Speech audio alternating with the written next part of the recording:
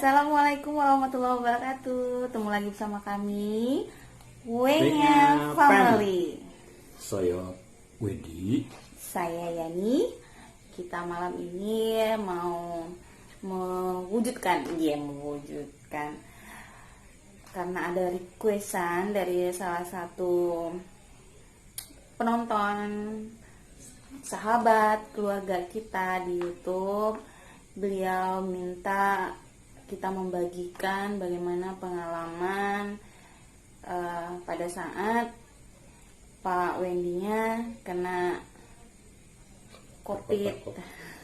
COVID, dia positif COVID. Jadi nanti di video ini kita akan membagikan bagaimana gejalanya, di mana kemungkinan dia dapat COVID tersebut, dan bagaimana proses pengobatannya, obat apa aja yang diminum.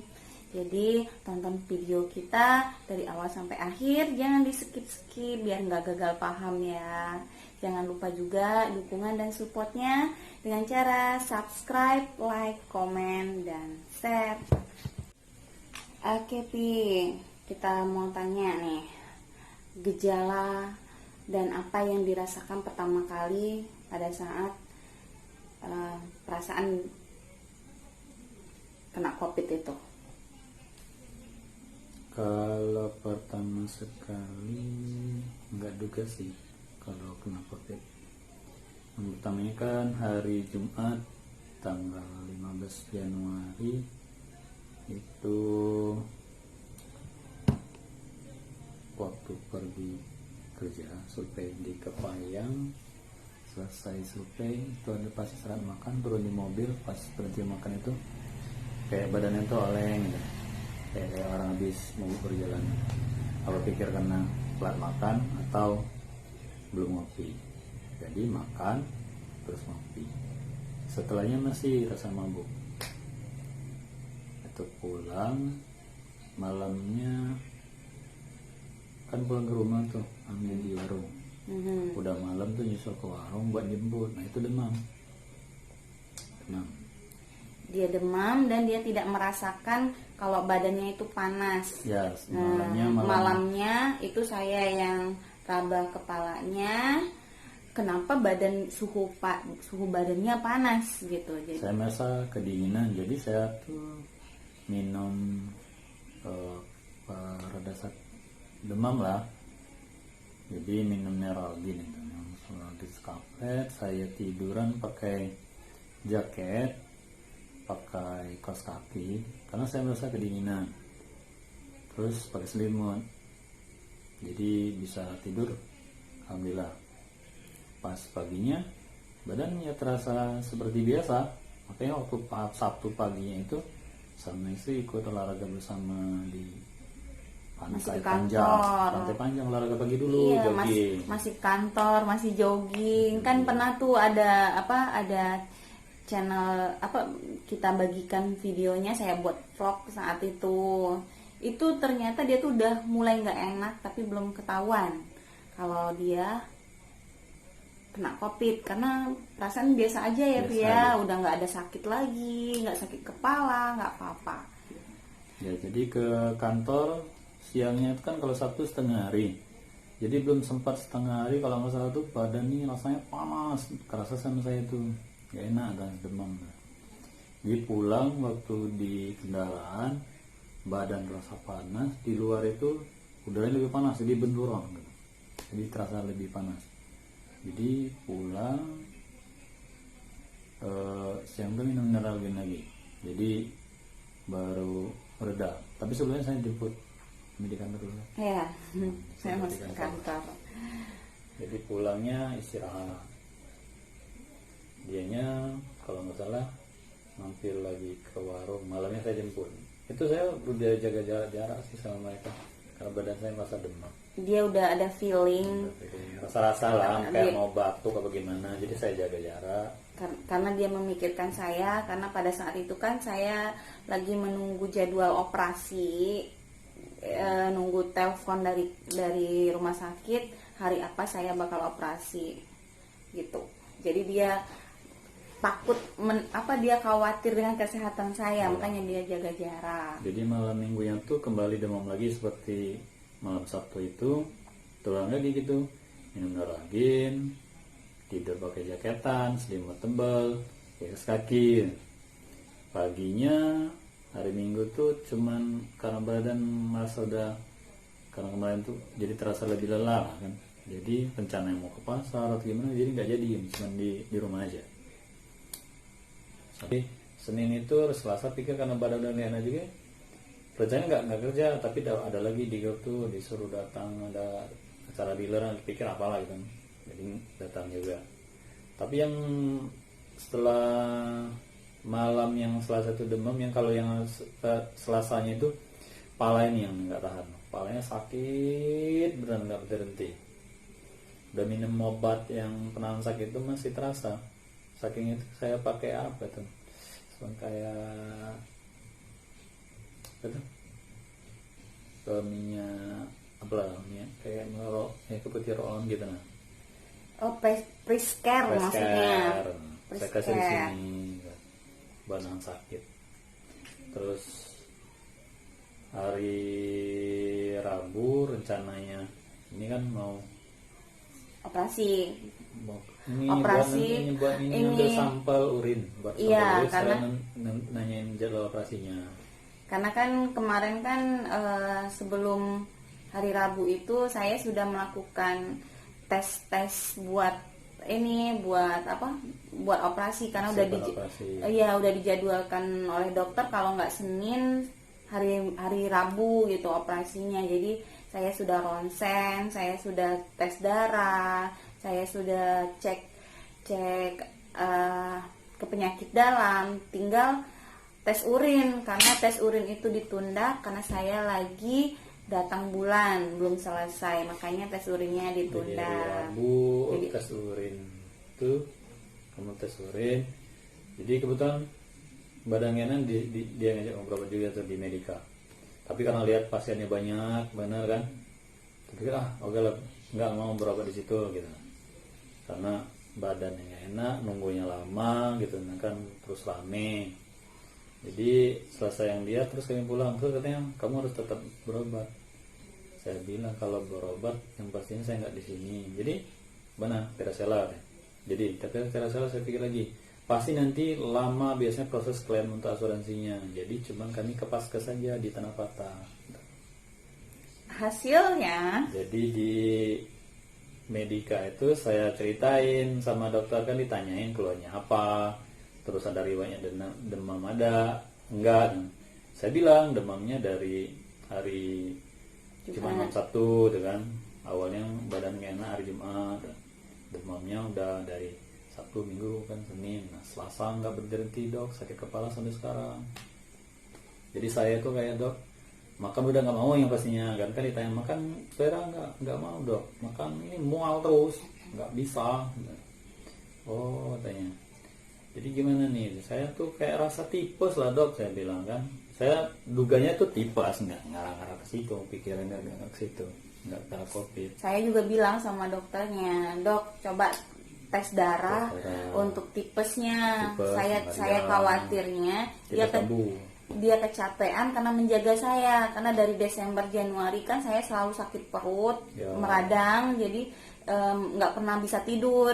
Dia juga karena jagain saya jadi nggak tidur, jadi saya khawatirnya dia tipes gitu, makanya dugaan pertama kayak gitu. Karena kan mual, karena gejalanya itu kayak sakit tipes.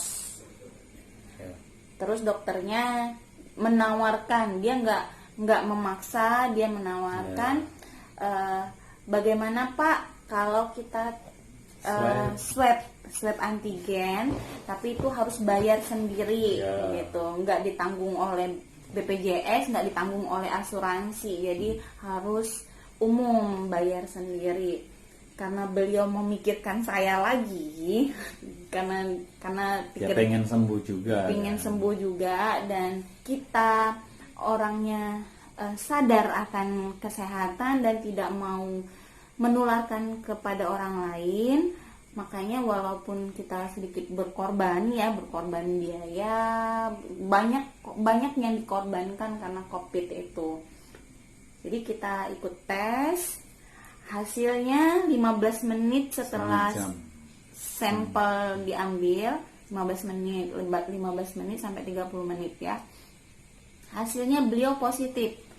Panik, saya pun udah nangis, gimana nih, karena kan Jadi begitu saya positif kan ditanya sama dokter di rumah ada siapa aja, ya istri sama anak. Ya katanya sebaiknya semuanya di swab. Kalau si dianya sih udah pengen, udahlah dok saya ikutan aja lah, biarlah isolasi bersama lah sama-sama. iya nggak Saya usah udah di swab positif lagi, aja. aku bilang. Gue bilang sama si dokternya nggak bisa gitu karena banyak kejadian yang kena, misalnya kan si suami ternyata isinya negatif atau sebaliknya gitu.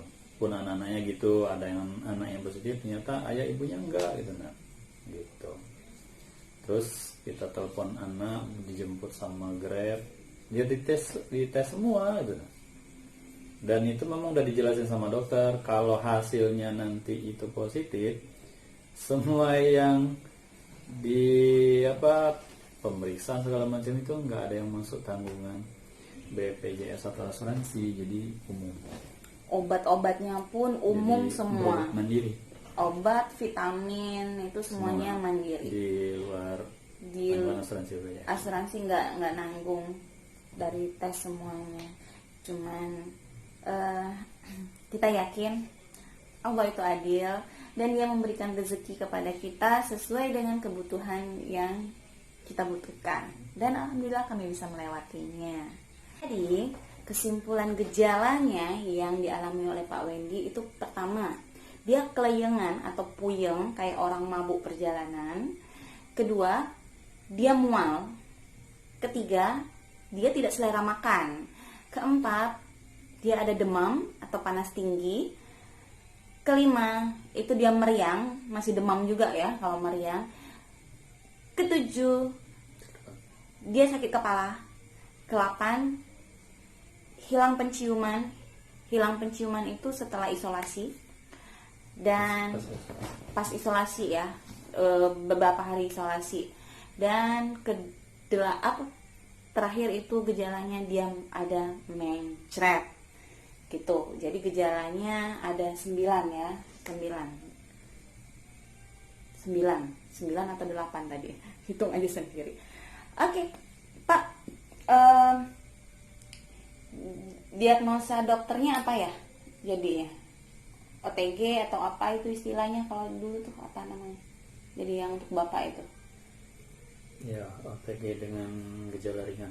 OTG dengan gejala Karena ringan. kan isolasi mandiri. Kalau gejala berat kan pasti dirawat. Oh iya. Dan obat apa aja yang diberikan oleh dokter kepada Bapak? Yang utamanya ada antivirus, terus antibiotik, vitamin, ada vitamin siang malam gitu kan. Terus disaranin juga minum obat herbal. Dia saranin waktu itu daun sungkai. Daun sungkai itu murni saran dari dokter. Dan ada juga saran dari rekan kerja, dari atasan. Kalau malamnya kan bagus lah katanya, kalau dari dokter udah nyarinin kalau pagi-pagi minum rebusan daun sungkai. Kalau malamnya ini kalau nggak tahan ngunyah bawang putihnya digeprek aja, direndam sama air hangatnya diminum sebelum tidur. Dan ada juga kebiasaan yang dilakukan oleh Pak Wendy, yaitu tisu itu dia gulung, dia kasih minyak kayu putih. Itu diapain Pak? Ya kebetulan itu kan dapat dari kiriman video juga dari teman kantor kan, dari atasan. Ada orang juga pengalaman dia pribadi gitu. Nah, untuk mengatasi hidung kan itu tersumbat kayak orang flu berat gitu kan. Tapi saya nggak flu waktu itu. Tapi yang pastinya ini hidung tersumbat. Itu di share video itu katanya buat ngatasin itu bawa minyak kayu putih dikasihkan ke tisu digulung, masukkan ke dalam biar lega pernapasannya. Terus air minum dikasih bawang putih juga. Itu sebenarnya ada bawang putih minyak kayu putih. Karena dia juga kan waktu mau perjalanan mana minum itu juga biar enak badannya, biar Karena kami selalu sedia minyak kayu Minyak putih. putih. Dan dia juga masker itu dia kasih minyak kayu putih Ya. biar pernapasan selalu lega gitu. Oke Pak, itu untuk obat herbal. Dan kalau biayanya tergantung dari kita ya. Kalau untuk swab semuanya itu mungkin di keluarga kita mungkin habisan lebih kurang 2.500.000-an. Dan yang mahal itu biaya makan untuk kesehatannya. Untuk apa? Untuk gizinya ya Pak ya. Karena kita harus jaga kesehatan. Dan ini saya sebagai istrinya pada saat dia isolasi, keputusan yang sangat berat sekali buat meninggalkan. Kan di mana-mana tuh kalau orang sakit harusnya kita jaga, harusnya kita kasih perhatian dan kita kasih sayang. Nah ini kalau COVID dia harus sendirian dan kita harus tinggalkan. Itu merupakan beban mental yang sangat berat bagi saya yang seorang istri, dan saya merasa sangat berdosa di mana bulan Desember Januari beliau merawat saya selama saya sakit, dan tiba-tiba dia COVID saya harus tinggalkan. Jadi malam pertama saya putuskan kemarin hasil diskusi keluarga, jadi saya ngambil kosan selama 2 minggu untuk persiapan isolasi. Jadi malam pertama itu saya tidak tidur sama sekali. Pikiran saya ya gitulah, mikir alangkah durhakanya saya sebagai seorang istri. Kemarin dari 1 bulan penuh seumur hidup saya dia selalu merawat saya. Tiba-tiba dia kena COVID, saya tinggalkan. Dan itu saya bertahan ngekos, saya tinggalkan dia hanya ke rumah, itu hanya nganter makanan, nganter kebutuhan dia gitu kan. Dia nyuci sendiri, kalau itu emang dia udah kalau untuk beres-beres rumah, untuk kebutuhan dia sendiri emang dia udah mandiri, hanya makan aja yang bergantung pada saya ya. Di hari keempat saya sudah tidak tahan. Emang sebenarnya setiap hari itu pikirannya saya merasa saya menzolimi suami pada saat dia sakit, saya nggak ada. Jadi hari keempat, hari kami mulai pisah itu hari Rabu malam Kamis. Hari Rabu malam Kamis, dan saya putuskan buat pulang itu hari Minggu malam Senin. Jadi saya putuskan buat pulang, dan pikiran saya pada saat itu kalau mau mati bersama, pokoknya harus bersama gitu. Terserah ujung-ujungnya nanti ada apa, yang jelasnya saya semuanya serahkan kepada Allah Subhanahu wa Ta'ala. Dan saya yakin dengan keberadaan saya pulang, suami saya makin kuat, makin semangat. Dan ternyata bagaimana perasaan Anda setelah saya pulang, Pak? Ya lebih enak sih kalau pas isolasi mandiri sendiri itu, yang pastinya tuh yang paling gak enak ketika pergantian maghrib sampai ke isya.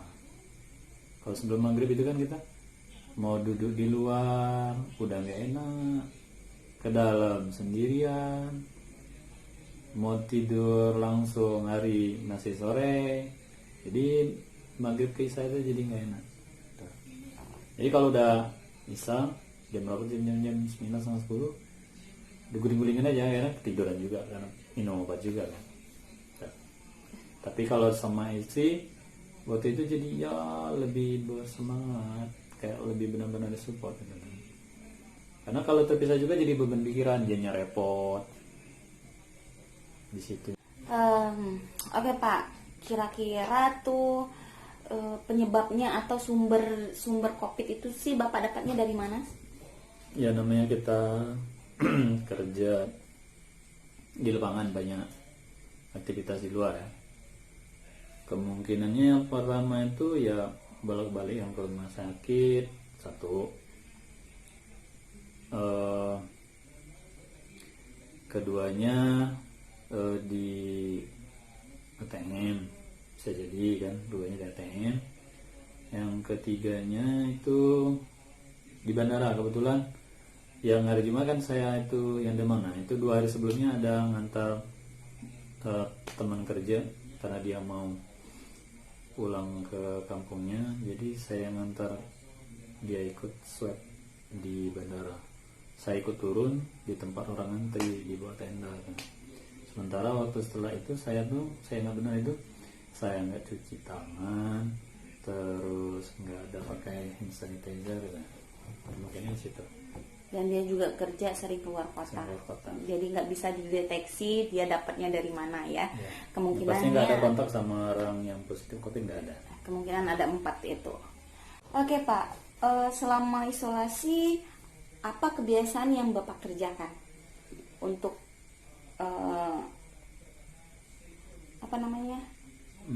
menjaga stamina tubuh Anda? Jadinya kita memang benar-benar untuk menjaga imunitas tubuh kan, karena dia kalau imun kita lemah dari banyak pengalaman orang jadi ngedrop kalau nggak jaga kepikiran kan. Pertama tuh ya jaga pikiran, jangan terbeban, jangan stres. Keduanya pagi-pagi itu ya olahraga ringan, jangan tanpa memaksakan diri, nanti imbasnya mungkin nanti ke pernapasan, nanti kalau sesak kan KO juga. Olahraga ringan, terus berjemurnya pagi, mungkin kalau jam-jam di rumahnya matahari juga bagus, mungkin jam-jam rentangnya 9 sampai jam 11 juga masih bagus. Sore olahraga ringan juga. Oke, tambahan lagi makanan yang benar-benar harus bergizi dan harus banyak makan, walaupun nggak selera makan harus dipaksa.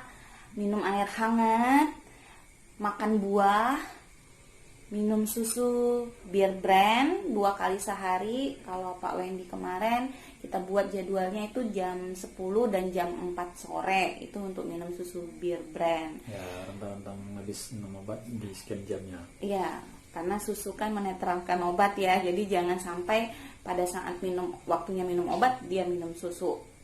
Kita melakukan isolasi, berapa kali Anda melakukan tes swab?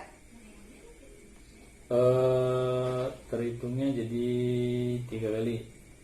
Jadi swab yang pertama itu kan, jadi buat meyakinkan dan juga untuk pertimbangan kan di kantor kan, saya berapa hari kerja itu kan ada interaksi juga, kebutuhan kantor juga kan, mereka harus kalau nanti mereka harus juga swab kan. Jadi saya PCR-nya di hari tanggal 25. Tanggal 25 saya PCR dan hasilnya masih tetap positif. Dan PCR itu biayanya juga biaya sendiri. Tambah lagi biayanya dari tadi. Jadi ada dibantu juga sih sama. Ya, terima kasih buat Mandiri Tunas Finance karena sudah membantu meringankan beban kita.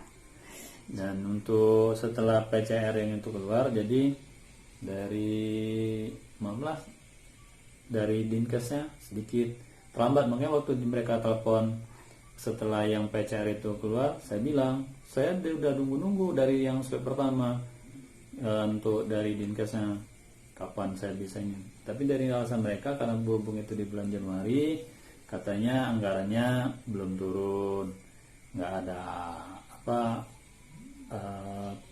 seragam kayak nggak ada alat gitu, nggak ada perlengkapan. Jadi intinya dari pihak Puskes udah telat gitu ya. Dari Dinkes melalui Puskesmas itu, tapi dia tetap mantau posisi kita, lapor tiap hari via WA, dan mereka mengusahakan untuk PCR ketiga atau PCR evaluasi itu kan PCR ketiga. PCR ketiga itu di tanggal 2 Januari, 3 Februari atau 2 Februari gitu. Hasilnya 2 hari setelah itu. Alhamdulillah hasilnya negatif. Dan PCR yang ketiga itu gratis dari pihak Iya, negara, pemerintah. Betul, yang gratis. Jadi hanya PCR yang terakhir PCR yang ada, negatif, dan emang dari pihak rumah sakit Uminya emang harus sudah jadwalnya masuk kantor gitu. Jadi baru di PCR kan. Gak apa-apa, yang penting pihak negaranya walaupun udah telat masih ada perhatiannya ke kita. Oke Pak, untuk lingkungan sekitar nih, gimana lingkungan sekitar memperlakukan Bapak? Kalau lingkungan sekitar ya namanya kita hidup di masyarakat, ada yang bersikap positif, ada yang bersikap negatif. Positifnya peduli, yang negatifnya itu gimana? Enggak mungkin cara orang tuanya ngasih ke anak-anak, pemberitaan ke anak-anaknya nggak ngerti gitu, cara menyampaikan gimana. Setelah kita sembuh sampai saat ini aja masih ada tuh di lingkungan tuh, kita lewat pakai kendaraan gitu, kita lewat ya tutup hidung. Mereka nggak pakai masker, tapi kalau lihat kita tuh kita kayak lihat hidung. bangkai gitu. Sampai Seharusnya sekarang, gitu kan. sampai sekarang jadi kalau kami lewat depan rumahnya, Sebenarnya itu mereka ada di kalau depan kita jalan. nggak kuat mental itu jadi beban. Ya, yang pastinya satu, mendidik anak bagus-bagus lah. Terus kalau kita hidup bertetangga, kalaupun peduli, penyampaiannya harus benar-benar gitu. Jangan sampai yang kita sampaikan itu jadi berbuah buruk. Oke, ini saya merasakan tekanan, sebenarnya tekanan batin ya, karena pertama kami kena COVID itu yang tahu nggak banyak, tetangga hanya satu orang yang kami kasih tahu sama Ibu RT, dan ternyata dampaknya begitu besar buat kami, dan sampai sekarang mereka tuh lihat kami tuh kayak lihat bangkai, dia nutup hidung kayak gini, anak-anaknya bergelombol, rasanya tuh dongkol banget ya, dongkol ya, gimana lah rasanya kalau misalnya kita lewat langsung tutup hidung, langsung ngotot gitu anak-anaknya, kayak kami tuh nggak layak gitu ya. Jadi rasanya pengen, ini masih ngeganjel. Mungkin kalau anak-anaknya terus sampai besok sampai lusa, mungkin kami akan ngambil tindakan selanjutnya, yaitu lapor ke Pak RT. Sebenarnya ini mental, dan saya sarankan nanti buat teman-teman di luar sana, buat keluarga yang di sana, buat siapapun, tetangga atau siapa, yang ada terpapar COVID, bersikap positif, support mereka, jangan diintimidasi. Terus itu kan bukannya aib, benar kan? Terus kalau kita jaga jarak kan kemungkinan kan nggak tertular gitu. Oke, saran yang pertama ya, kalau tetangga Anda atau saudara Anda yang kena COVID, nggak usah banyak tanya, nggak usah banyak bicara. Kedua, tidak usah jadi topik pembicaraan dengan tetangga yang lainnya, karena kita udah kena aja, kita udah merasa sakit banget, apalagi dengan kalian jadi bahan gibah gitu, akan menambah beban buat yang kena musibah. Yang ketiga, tidak usah memata-matai atau mengintimidasi apa yang dilakukan oleh yang terkena musibah. Misalnya nih, kayak kami kemarin, kami mau pergi kemana, kan ditelepon tuh, mau PCR, mau kemana, itu kan harus keluar. Nah, jangan langsung mengintimidasi, mau kemana, kenapa, nanti menularkan, nah, gitu. Itu kan menambah beban buat kita. Dan keempat, sebisa mungkin kalau Anda lagi nggak punya uang atau apa, tawarkanlah bantuan, karena kita kan nggak bisa keluar nih kalau lagi diisolasi. Kalau ada mamang sayur lewat, kan ditawarkan, Bu, mau masak apa hari ini ada mamang sayur, nanti saya belikan. Pasti dibayarnya juga sama misalnya kayak kami ya, pasti kami bayar gitu. Ditawarkanlah bantuan, nanti ditaruh di depan rumah atau di jalan kalau emang benar-benar penakut kan, nggak harus dibayarin, tawarkan aja, itu pasti lagi butuh bantuan benar-benar butuh bantuan gitu. Tapi kalau kami alhamdulillah dan terima kasih buat Ibu Sarini Nasution dan Ibu RT yang begitu Pak RT yang begitu perhatian sama kami, walaupun hari hujan-hujan. Ibu RT juga dia selalu WA, video call gitu kan. Butuh apa, mau masak apa hari ini. Jadi saya jadi merasa terharu gitu. Oh, ini Ibu RT begitu perhatian sama saya. Oh ya Bu, kalau Ibu ke pasar saya catetin kan request saya mau belanja apa dan saya transfer duitnya sama beliau. Terima kasih banyak Ibu RT, Ibu Sarini Nasution buat bantuannya. Dan ada pengalaman saya yang nggak mengenakan. Saya pesen telur, nggak mau orang nganter, mungkin karena udah takut tertular ya. Jadi buat teman-teman yang punya usaha gitu kan, kalau seandainya ada teman Anda atau tetangga Anda yang kena COVID, itu malah jadi jadi target Anda loh buat jualan online. Cukup taruh di depan pintu rumahnya atau depan jalan, nanti walaupun mungkin dia akan membayarnya dengan, kalau kami nggak nyiapkan uang langsung ya, takut nggak ada uang cash, jadi kami transfer karena mikirkan orang nerimanya takut tertular. Dan selanjutnya, kalau tidak bisa membantu seperti tadi, cukup diam dan bantu doa saja, jangan menambah beban yang lain.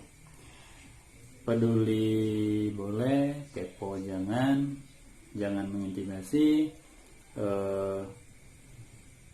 Takut sama COVID boleh, memang harus takut, tapi jangan takut sama orangnya.